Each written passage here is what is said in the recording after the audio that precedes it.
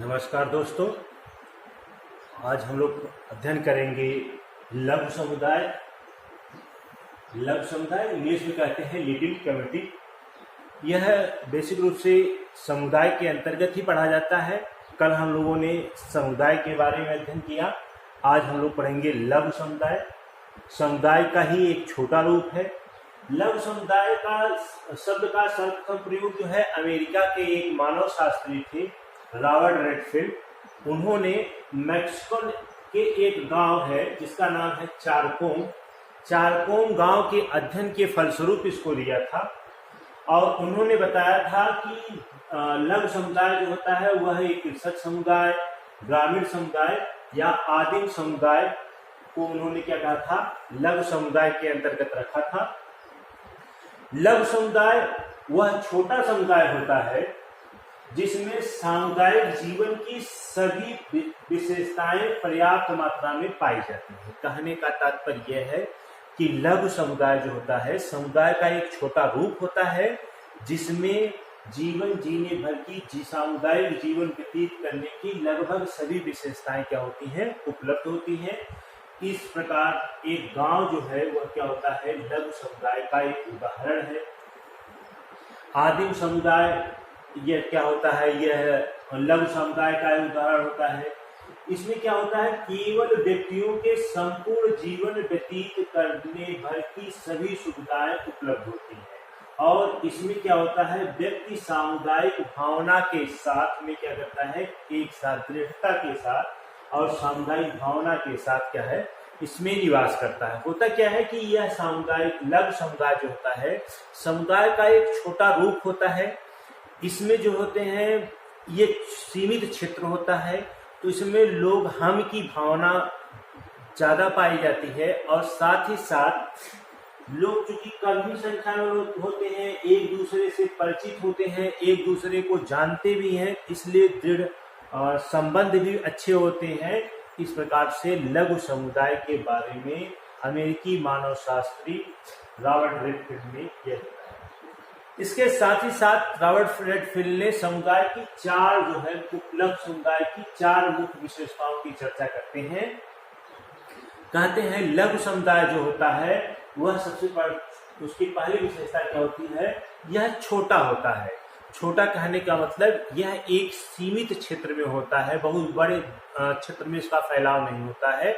और इसमें चूंकि क्षेत्र बहुत सीमित होता है इसलिए जनसंख्या भी क्या होती है, कम होती है। जैसे एक गांव हो गया, एक आदिवासी समूह जहां पे निवास कर रहा है उसे हम क्या कहते हैं, लघु समुदाय के नाम से जानते हैं।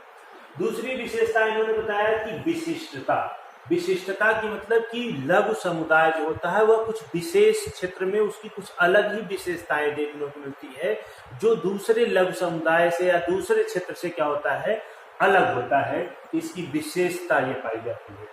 उसके बाद क्या होते हैं, लघु समुदाय में जो निवास करते हैं उन लोगों में क्या होती है, जीवन शैली जीने की क्या पाई जाती है, समरूपता होती है, होमोजेनिटी। कहने का मतलब यह है कि लघु समुदाय में जो व्यक्ति निवास कर रहे हैं उस लघु समुदाय के लगभग सभी व्यक्तियों के जीवन शैली लगभग एक समान होती है। और लास्ट बहुत महत्वपूर्ण विशेषता है आत्मनिर्भरता, इंग्लिश कहते हैं सेल्फ सफिशिएंसी। इसका मतलब यह होता है कि लघु समुदाय क्या होता है, आत्मनिर्भर होता है। इसे दूसरे समुदाय से बहुत कुछ जीवन व्यतीत करने के लिए जरूरी नहीं है। लग्जरियस लाइफ जीने के लिए हो सकता है उन्हें लेना पड़े, लेकिन सामान्य जीवन व्यतीत करने के लिए इन्हें दूसरे समुदाय से या दूसरे लोगों से कुछ लेने की जरूरत नहीं है। लगभग जीवन जीने की सभी वस्तुएं यहाँ पे क्या होती हैं, उपलब्ध होती हैं। इसी कारण से रॉबर्ट रेडफील्ड ने जो है कहा कि लघु समुदाय पालने से लेकर के शमशान तक का क्या है, प्रबंध है। कहने का मतलब यह है कि बच्चा लघु समुदाय से जन्म लेकर के मृत्यु तक की सभी वस्तुएं, आत्मनिर्भर वस्तुएं इसमें उपलब्ध होती हैं, जीवन व्यतीत किया जा सकता है। उसके बाद आते हैं लघु समुदाय का भार। चूंकि उन्होंने मैक्सिको के गांव का अध्ययन करके यह अवधारणा को प्रतिपादित किया था, तो भारतीय विद्वानों ने लघु समुदाय का भारत में क्या है अध्ययन करके बताते हैं कि यह लागू होता है कि नहीं, भारत में लघु समुदाय किस प्रकार के होते हैं। तो इसके बारे में क्या है, क्या भारतीय गांव लघु समुदाय है, इस संदर्भ में सबसे पहला अध्ययन जो आता है राजस्थान का एक विद्वान, राजस्थान के अध्ययन करने वाले विद्वान है, भारतीय विद्वान है, जिनका नाम है बृजराज चौहान।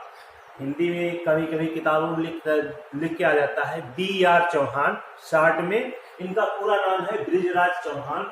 उन्होंने राजस्थान के एक गांव का अध्ययन किया था। राजस्थान का गांव है जो सादड़ी गांव, सादड़ी गांव का उन्होंने अध्ययन करके बताया कि समुदाय की जो पिछली समुदाय की विशेषताओं की चर्चा किया रॉबर्ट रेडफिल ने, उसमें से 2 विशेषताएं नहीं पाई जाती है। एक कौन सी नहीं पाई जाती है, समरूपता नहीं पाई जाती है, और एक क्या होता है, आत्मनिर्भरता नहीं पाई जाती। मतलब 4 विशेषताएं बताई रॉबर्ट रेडफिल ने। एक बताया लघुता, विशिष्टता।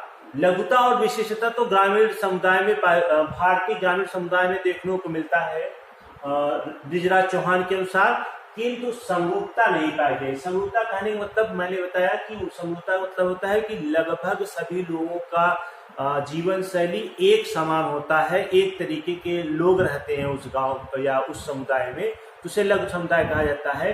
तो बृजराज चौहान ने ये बताया कि भारतीय गांव समरूप नहीं होता, क्योंकि प्रत्येक गांव में कई प्रकार के जाति के लोग निवास करते हैं, इसलिए प्रत्येक जातियों में समरूपता देखने को नहीं मिलती है। दूसरी चीजें, आत्मनिर्भरता भी भारतीय गांव में नहीं देखने को मिलती। क्यों नहीं देखने को मिलती, क्योंकि भारतीय गांव 100-200 साल पहले रहे होंगे आत्मनिर्भर, लेकिन वर्तमान में बहुत सी आवश्यकताओं के लिए वो दूसरे गांव पे निर्भर है। जैसे शादी विवाह के मामले में देखा जाए तो गांव आत्मनिर्भर नहीं है, क्योंकि वो अपने गांव में विवाह नहीं करते, दूसरे गांव में विवाह होता है, तो शादी विवाह के मामले में वह आत्मनिर्भर नहीं है। दूसरे और भी ऐसे मामले हैं जिसकी वजह से गांव क्या है, आत्मनिर्भर नहीं है। उसके बाद एक विद्वान है जिन्होंने पाया कि आत्मनिर्भरता का अभाव है, वह बताते हैं मैकम मेरियट, जो किशनगढ़ी गांव का अध्ययन करते हैं। और दूसरे एक विद्वान है DM मजूमदार, जो मुहाना गांव का अध्ययन करते हैं, और SC दुबे जो है समीर पेट गांव का अध्ययन करते हैं। आप लोग ध्यान रखिएगा, यह कभी कभी यही क्वेश्चन पूछ लिया जाता है कि बृजराज चौहान ने कहाँ का अध्ययन किया था, तो राजस्थान के सादड़ी गांव का अध्ययन किया था। मैकम मेरियट ने कहाँ का अध्ययन किया था, तो किशनगढ़ी गांव का अध्ययन किया था। DM मजूमदार ने कहाँ का अध्ययन किया था, तो मुहाना गांव का अध्ययन किया था। और SC दुबे ने कहाँ का अध्ययन किया था, तो समीर पेट गांव का अध्ययन किया था। और उन्होंने अपने अध्ययन के आधार पर यह बताया, इन तीनों विद्वानों ने, कि आत्मनिर्भरता तो किसी गांव में, भारतीय गांव कोई भी आत्मनिर्भर नहीं है। प्रत्येक गांव में अपनी आवश्यकता को पूरा करने के लिए दूसरे गांव पर निर्भर है, इसलिए कोई भी लघु समुदाय आत्मनिर्भर नहीं है। अतः यह अवधारणा भारतीय ग्रामों पर पूर्णतः लागू नहीं होती। कहने का मतलब कि भारतीय गांव जो है वह लघु समुदाय नहीं है, क्योंकि लघु समुदाय की सभी विशेषताएं भारतीय गांवों पर लागू नहीं होती हैं। इतना अवश्य है कि आज के 100-150 वर्ष पूर्व भारतीय गांव जनजातीय समुदाय, मतलब भारतीय गांव को ले लिया जाए, जनजातीय समुदाय को ले लिया जाए, तो ये सब क्या है, लघु समुदाय की अवधारणा के अंतर्गत आते थे। आज वर्तमान समय में भारतीय गांव जो है लघु समुदाय के अंतर्गत नहीं आते हैं। यदि 100-150 साल पहले की बात करें तो भारतीय गांव को लघु समुदाय कहा जा सकता है। धन्यवाद दोस्तों।